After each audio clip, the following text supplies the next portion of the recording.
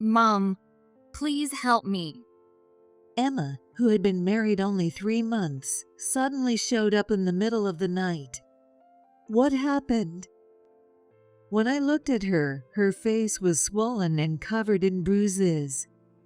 I was speechless at the sight of how drastically she had changed. Then, as she told me what had happened, I trembled with anger. Unforgivable. Was the promise to make her happy just a lie?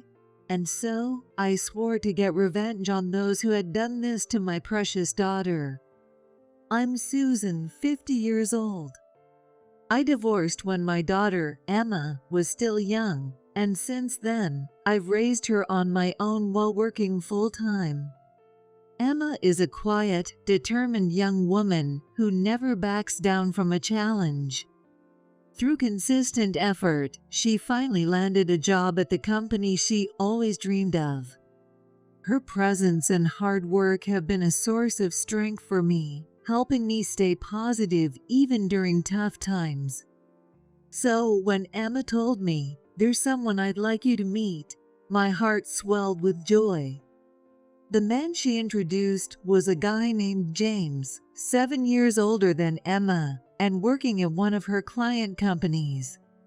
He looked sharp in his suit and greeted us warmly. He seemed genuinely serious and sincere.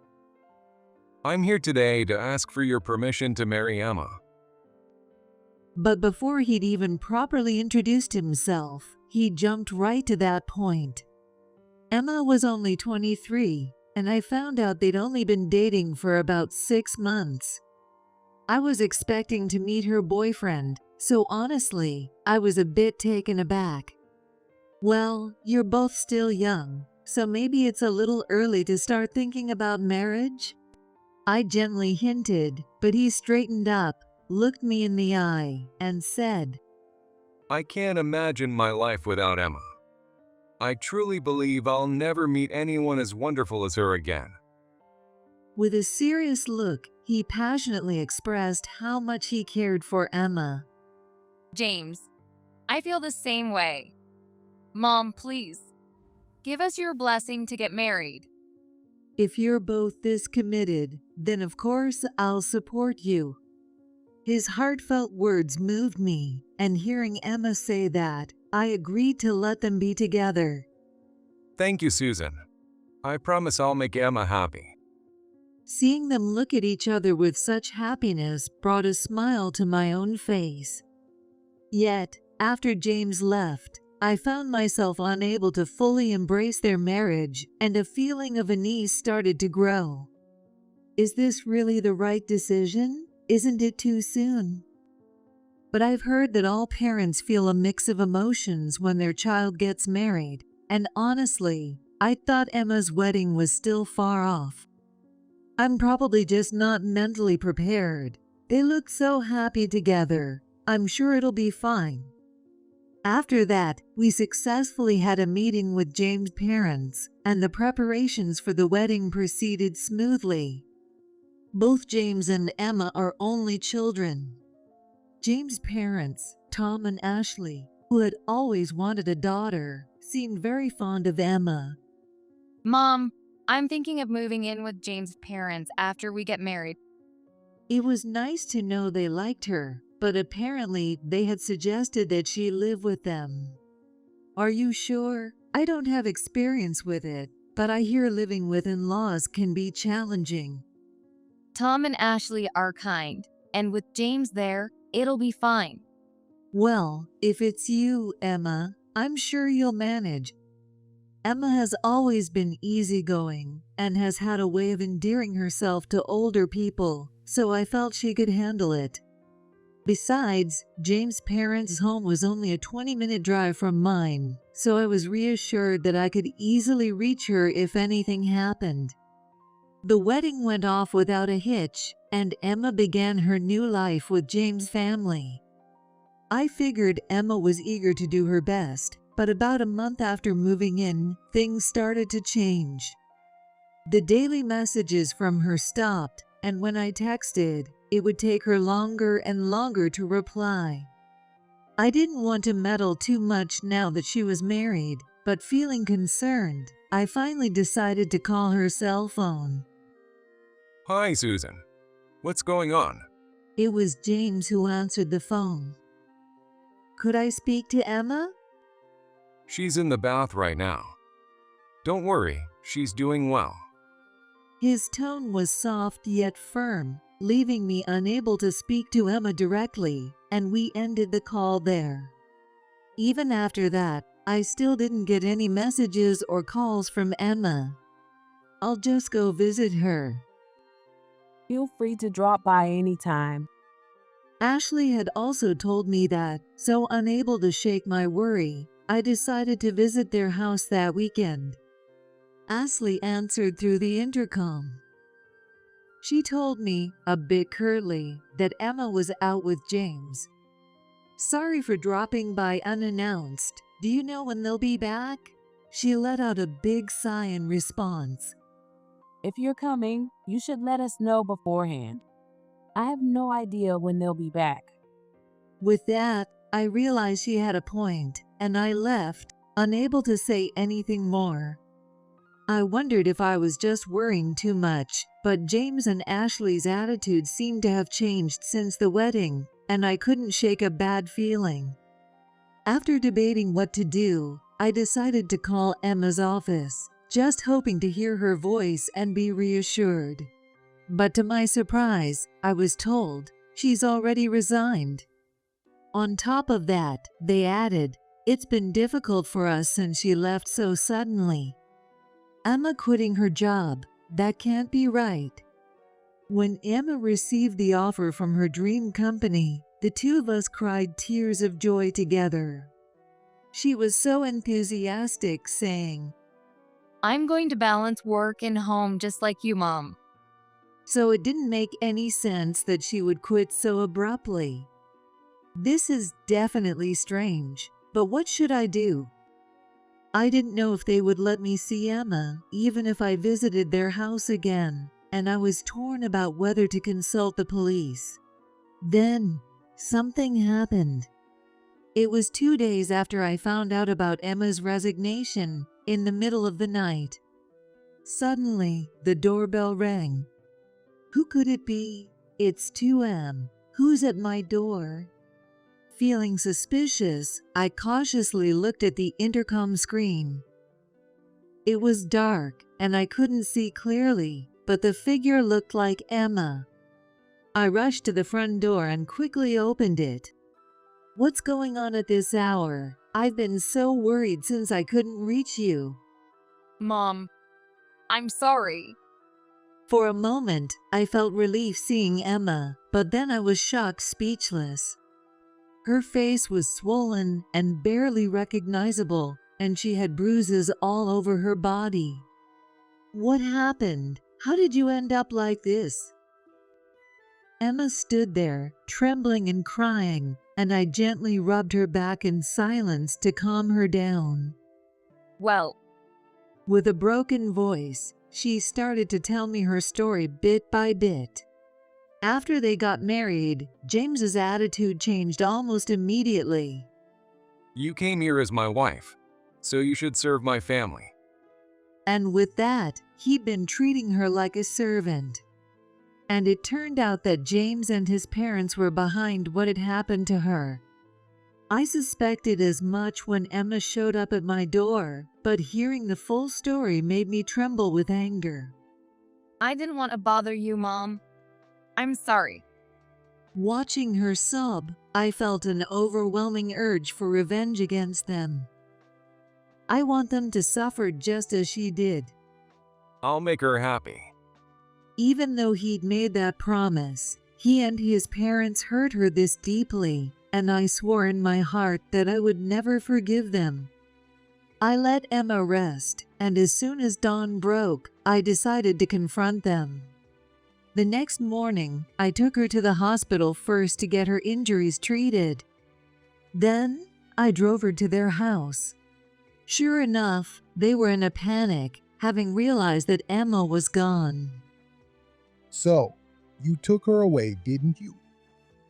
When Tom saw it was me at the intercom, he shouted angrily, "Can you explain how Emma ended up in this condition?" I remained calm and firm as I confronted him. Next to me stood Emma, her face still swollen, her wounds covered with bandages. Seeing her condition, they reluctantly let us in, perhaps worried about what the neighbors might think. Though they seemed taken aback at first, the three quickly showed their true colors. Ashley glared at Emma, sneering with a scornful laugh.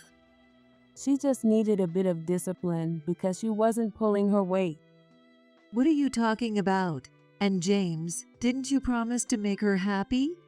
Oh no, that was if she upheld her role as my wife. Instead, she was too focused on her job. So I submitted her resignation. Emma hadn't left her job by choice. James had taken it upon himself to file her resignation. With tears in her eyes, she explained that by the time she found out, it was too late. All because he didn't like that she was getting busier at work and coming home later than he did. Emma was so happy to be working at her dream company, and she was giving it her all. That's not my problem. If she can't handle both, then she has to quit, right? James acted as if he was completely blameless. James is right. The other day, she took an hour just to make dinner. She can't even do one thing properly. At this, Tom also chimed in, and Emma trembled, muttering, That's horrible. "Then why didn't you help her out, Ashley?" But Ashley, with her arms crossed, replied firmly, When I married into this family, I was told to learn by doing everything myself. That's right. It's the new generation's turn. But I was supervising her carefully. Tom, too, seemed convinced he had done nothing wrong. They exchanged looks and nodded in agreement. In reality, Ashley dumped all the household chores on Emma and did whatever she pleased. Meanwhile, Tom, who was already retired and home all day, constantly monitored Emma and criticized everything she did. To make matters worse, they took her phone so she couldn't reach out to me, and whenever I visited, James would restrain her to prevent her from stepping outside. And it didn't end there. Emma kept believing that one day James would change, that he would help her. Her silent endurance in the face of such treatment was in vain, as their abuse only escalated. They forced her to eat leftovers and restricted her to lukewarm baths, claiming hot water was a waste. This isn't right. When Emma finally couldn't take it anymore and confronted them, that's when her body was marked with those unbearable injuries. You're too cocky. When Emma spoke up, James slapped her hard across the face. If that wasn't enough, Ashley added, Let's discipline her. Then they took turns hitting her all over with a broom. Covered in bruises, Emma was finally let go. Sensing her life was in danger, she waited until all three were asleep, then fled from their house. It took her over an hour to walk to my house, desperate and exhausted. Before the marriage, you treated Emma with respect. Why did you change so drastically? I can't understand this. I confronted them, my voice strong, but the three of them exchanged smirks. I just wanted a wife who'd obey me from the start. I figured Emma would make a good servant. James said this casually, and Ashley sighed. She turned out to be a disappointment. Well, she's probably learned her lesson, so maybe we should give her one more chance? At Tom's outrageous suggestion, the three of them burst into laughter. Enough. I can't stand this any longer. Anger surged through my whole body, and just as I was about to speak up, Emma fixed her gaze on the three of them and firmly spoke out. How dare you speak to us like that? James, infuriated, lunged at Emma, but I quickly put him in a headlock, pinning him to the floor so he couldn't move. James struggled, while Tom and Ashley watched in shock at my swift reaction. I never mentioned it, but back in the day, I almost made it to the Olympics in wrestling. Had to give it up due to an injury. I tightened my hold on James, and he began to whine. It hurts. Let go. His limbs flailed, and as I released him, he crumpled weakly to the floor, unable to stand. Pathetic. Now, who's next? I cracked my knuckles as I slowly stepped toward the remaining two. We're sorry. Please stop. They looked confused, shaking with fear. I sent Emma off with hopes for her happiness, and I'll never forgive you for putting her through this. At my stern tone, all three of them shrank back. James, I want a divorce. Following my lead, Emma presented the divorce papers right in front of James. What are you talking about? I'm not agreeing to any divorce. He shouted, his face red with anger. Well, I took Emma to the hospital this morning and got a doctor's report on her injuries, and I've also filed a police report. Since we're completely in the right, I'm prepared to fight this to the end. I looked at each of the three in turn as I told them this. At that, they began to panic, sweat pouring down their foreheads as they shouted in distress. Stop, please. Our reputation. I want this divorce over with as soon as possible. Emma looked at them with disdain and declared, I look forward to seeing how you deal with what's coming. You'll just have to live with the consequences of your actions. With that, we gathered Emma's belongings and headed to the door. Wait, please. James' pitiful voice followed us, but Emma and I left without looking back, walking confidently out of their house. After that, the divorce went through without issue, and we received $20,000 in alimony. The police accepted the complaint, and the three were questioned.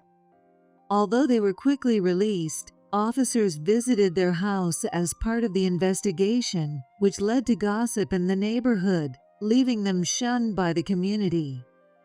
As for James, word spread about how he treated Emma, and when it reached his workplace, he was removed from the promotion track. Meanwhile, Emma took time to heal both emotionally and physically at home, and then began moving forward to find a new job. And as for me, my life is far from over. I've recently started training again, this time to get involved in wrestling as a coach.